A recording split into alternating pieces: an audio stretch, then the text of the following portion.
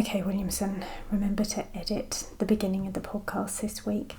Hello and welcome to this episode of the Drink Less, Live Better podcast. I'm your host, Sarah Williamson, and I'm really glad you're here.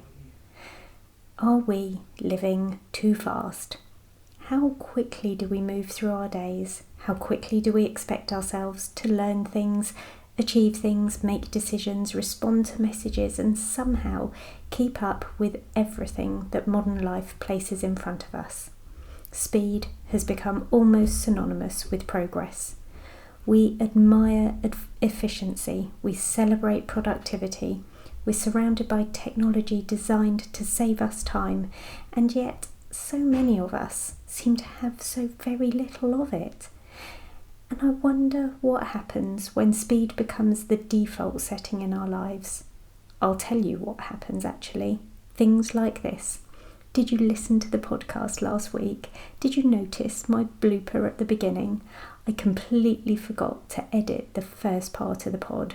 So you hear the intro music, then you get me start, cough, and start again because I was going to cut the first bit. But I didn't, because I was moving quickly through my life, ticking off tasks, and I forgot. Speed as the default setting means missing things, both large and small. Some things become harder to experience when we're constantly moving towards the next thing. We catch things out of the corner of our eye, but we don't give ourselves the chance to slow down and really look. Here's a phrase I've been turning over in my mind. Go deep, not wide. Go deep, not wide. We can have lots of experiences, lots of information, lots of connections, lots of goals. We can keep expanding our lives and filling our calendars, but depth takes something different. Depth asks us to stay with something for long enough to really know it. And I think this connects with the way many of us have been taught to value thinking over feeling. We are very good at using our heads. We analyse, we research, we compare, we plan, we try to work things out, and our thinking mind is incredibly useful. But there is another source of information available to us, and that is the intelligence of the body. Your body can tell you things before you have even found the words for them. You might notice your shoulders tightening when you think about a particular commitment. You might feel your stomach drop when something doesn't quite sit right. You might experience a sense of ease when you're somewhere or with someone who feels just right for you. And these sensations can easily get lost or not felt when life is moving quickly. We become really practiced at overriding ourselves. We keep going because there's something else to do.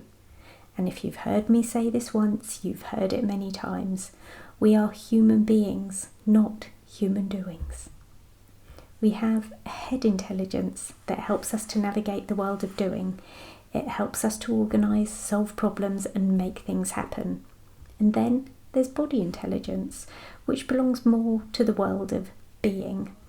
It can help us notice what is happening inside us, and perhaps a fulfilled life needs a space for both. I'm not suggesting we all need to abandon our busy lives and disappear into a cottage in the woods, although, frankly, there are days when that sounds pretty appealing. I'm more interested in what happens when we create the little moments of slowness within the life we already have. Could we walk without listening to anything? Could we eat without scrolling?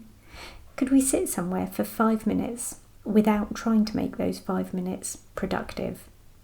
Could we occasionally allow ourselves to feel something without immediately trying to understand it or interpret it? Because when we slow down, we may notice things that were difficult to hear or see at full speed. Maybe we want more rest, more connection, more space, or simply more time to hear yourself think and feel.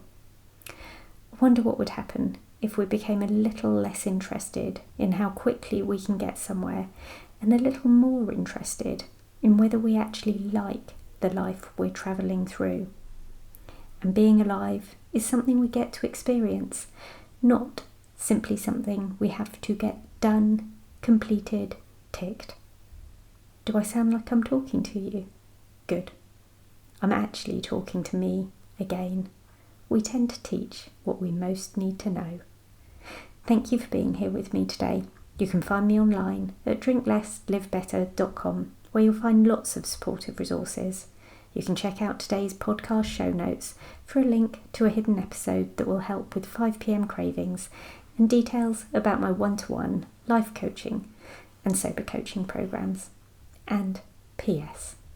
I believe in you.